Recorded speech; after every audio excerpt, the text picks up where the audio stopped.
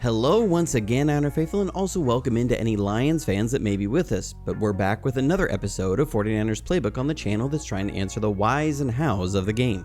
A word to Lions fans, I get this in almost every scouting video I put out. This video is about what the 49ers have to do to come away with a win. I'm not discrediting Detroit as a team. Dan Campbell has done a phenomenal job as head coach and put together a tough, talented team. On offense, they have multiple playmakers that can break a game open at any time from anywhere on the field.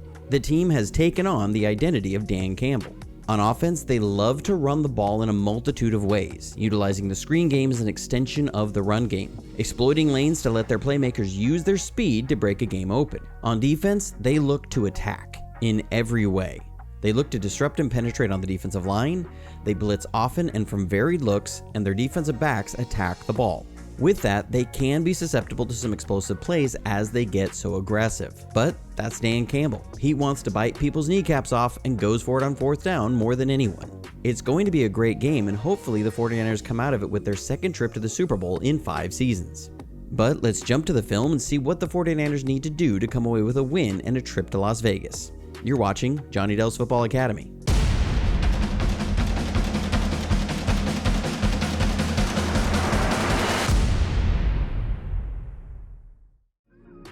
We'll first talk about what the 49ers need to do against the Lions offense.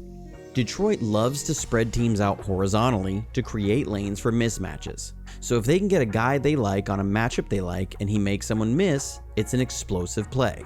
It starts with the wide zone, and that means condensing the edge. The Bears had moments where they played it well and moments where they didn't. This was a moment they didn't. It starts with condensing the edge and maintaining gap lanes. First, the edge player gets widened, and you can't let that happen. Second, number 9, he attacks too horizontally. He needs to fill aggressively and cut off the edge. The lineman coming at you is going to go as wide as you do. You see, it's opening up a massive lane. The pursuit backer also takes an inside move to try and slip under the block. This is all really poor gap discipline. Each one of these guys gives the run game a little more space horizontally. With a guy like Jahmyr Gibbs, he's such an explosive speed guy, you give him a crease and it's a huge play.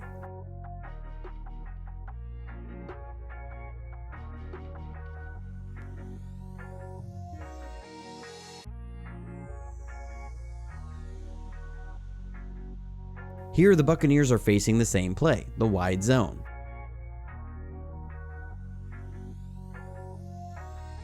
What's different here is, watch how the 3 technique and the backer play this with gap integrity.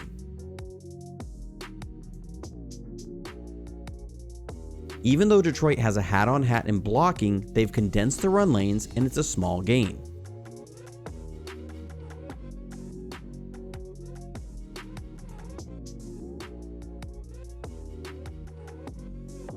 For the 49ers here against Green Bay, they're coming with a wide zone.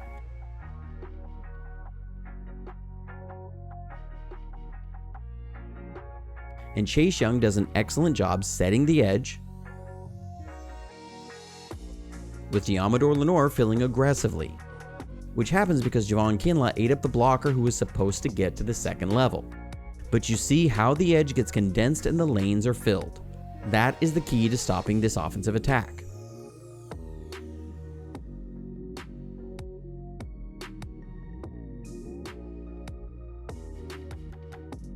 And like I said, it's all about the horizontal rushing attack. Here, Detroit is trying to hit Chicago with a tunnel screen.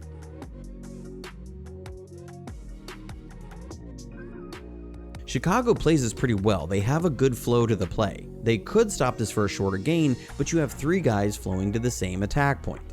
Gap discipline is going to be huge.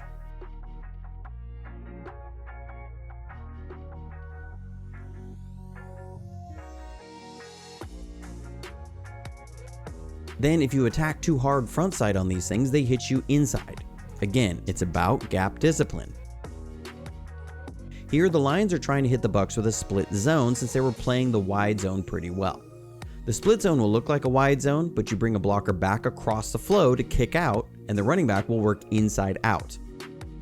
With the line maintaining gaps wide, watch the linebacker read the split flow action and maintain his gap, and they stuff the run.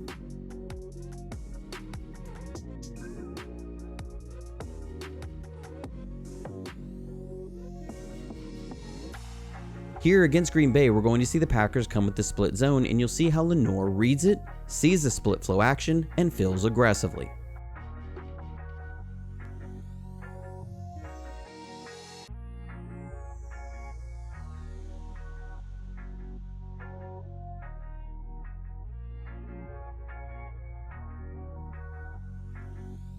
Back to the Bears game.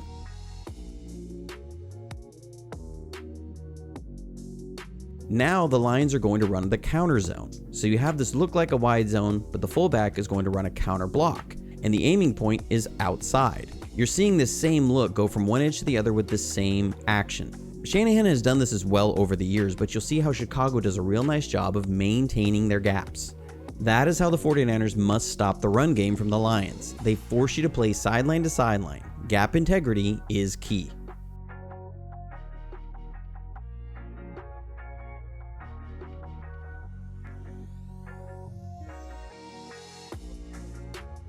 They also love to spread teams out horizontally in the passing game.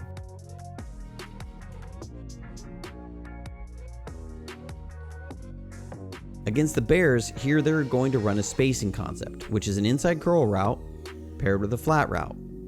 Chicago is running cover 3 zone. It allows them to put their running back in space. They love to do this because their guys are good space winners.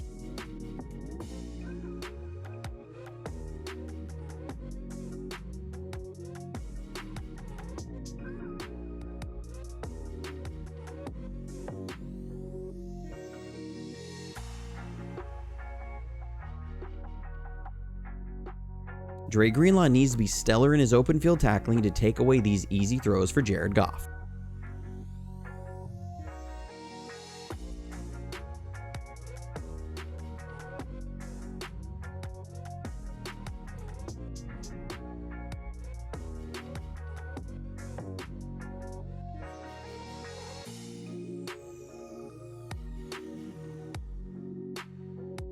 Here against the Buccaneers, Tampa Bay is showing a cover 0 blitz, and Goff has a spacing concept. Again, he loves dumping it off to these running backs in space against linebackers on plays like this.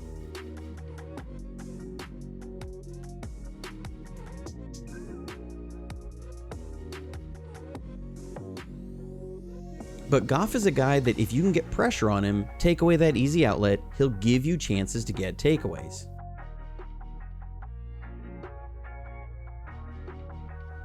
Here, the Lions are trying to go hard play action, have double crossing routes, and the tight end on a flat route. The primary on this play is the tight end in the flat, then second to the crossing route. You can see that's where Goff is looking coming out of the run fake, but Tampa Bay didn't bite and it's taken away. So with the pressure on Goff, he's trying to throw off his back foot to the crossing route, and it ends up behind St. Brown and nearly picked off.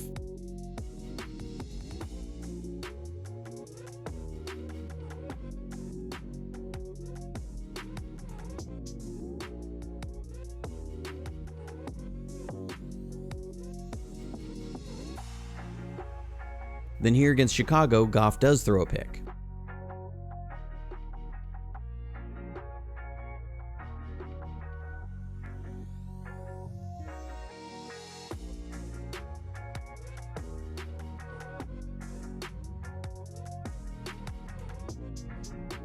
So the Lions are trying to use tempo and snap it quick. They're running a sail concept, which is a clearing route, corner route, and a flat route. They're going max protect, and the Bears are bringing a zone blitz. You can tell the pressure speeds up Goff's processing. He never really sees a corner who's sitting in his zone and throws a bad pick.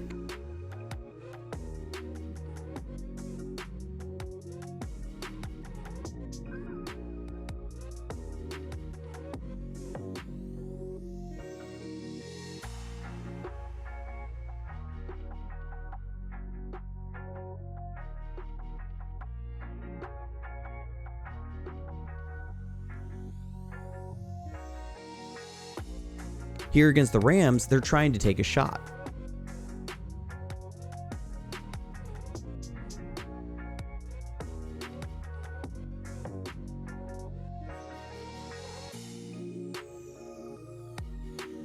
They're looking to make this look like a slide concept, which is a movement pass counter to the wide zone. The slide looks like a wide zone, then comes with a 3-level movement pass. This is a corner post variant where you make it look like the slide, then counter off the deeper routes to take a shot. LA stays disciplined on it, and the defensive line does a nice job of getting pressure on Goff, and you can see what happens as he puts the ball in harm's way.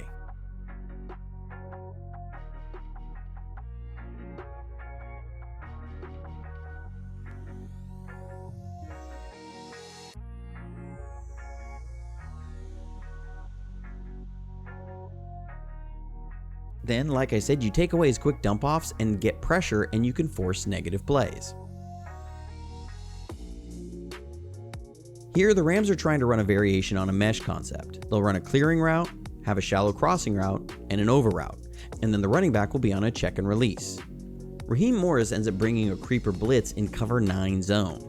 Cover 9 is a weak side safety cover 3.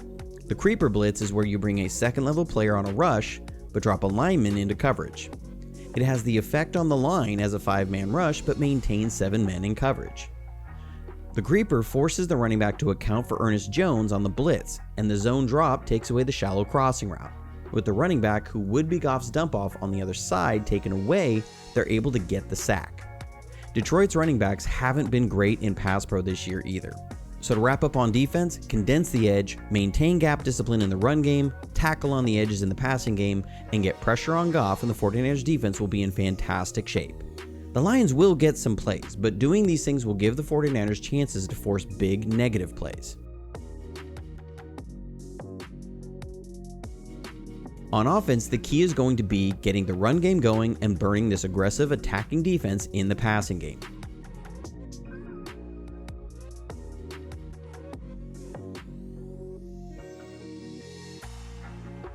Detroit brings pressure about as much as anyone. Here it's 3rd and 16 against the Rams, and the Lions are coming with a fire zone blitz. So how this works is you have 3 deep third players. To the 3 receiver side, Anzalone is responsible for picking up the final number 3 receiver. The hook player is responsible for picking up the final number 2 on anything underneath or outside. And then the middle third safety is responsible for picking up anything from the number 2 or the number 1 breaking deep inside. This means away from it, you'll have a corner in a deep third on an island in a bail technique or with his hips turned inwards. You'll have opportunities for some bench routes against this. That's a 16-yard out route, if the quarterback can make these throws with anticipation. The line picks it up okay, and you see Stafford start his windup before his receiver breaks on his route, and it's a big first down on 3rd and 16.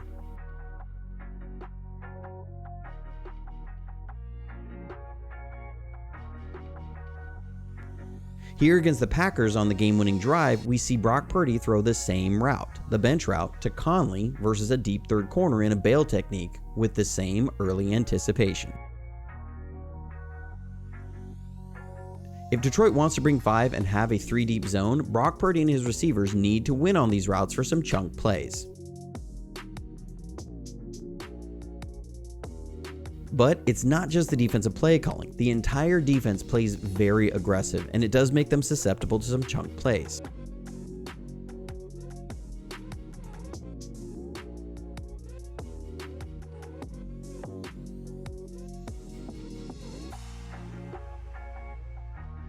Here, the Rams are going after that. The Lions are in cover 3 zone, and the way Detroit plays their 3 zone, the flat defender is responsible for matching the number 2 if they go out or vertical, and the outside corner will match the final number 1 if they go inside.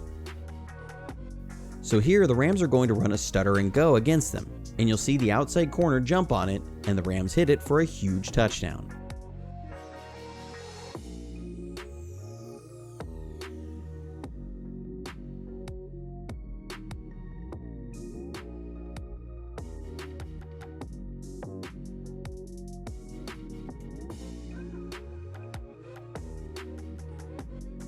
I would think we'll see some sort of double move on them like this. Or you have the number 1 run a short curl or maybe a slant route and have Kittle as a number 3 run a corner route.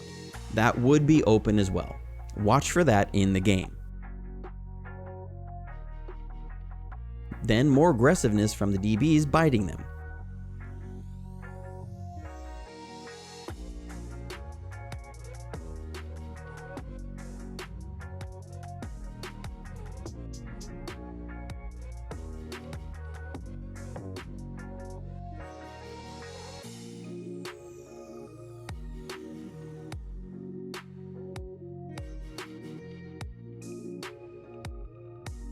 Here, one thing I noticed was how Detroit rotated a number of players around against motion, and it is something they can struggle with at times.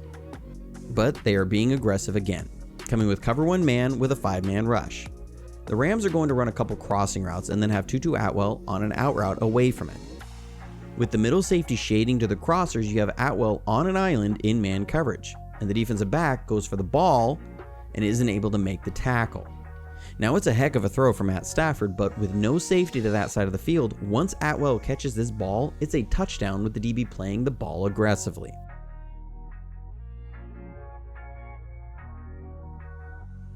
But like I said, the motions can cause some miscues for them.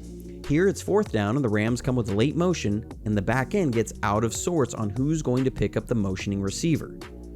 The Rams are running a rub play for Cooper Kupp.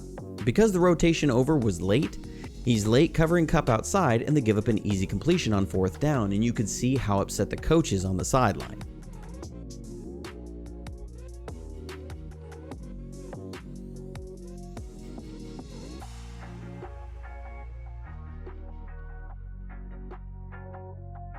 Here you'll see the Lions get beat by late motion again.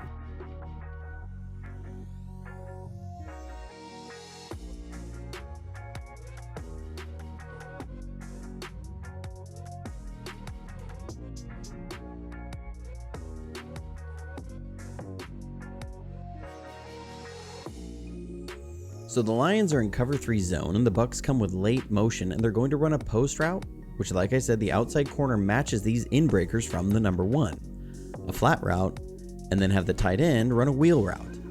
The way Detroit plays their defense, the Sam or strong side backer should be carrying the number 3 if he goes vertical to the outside.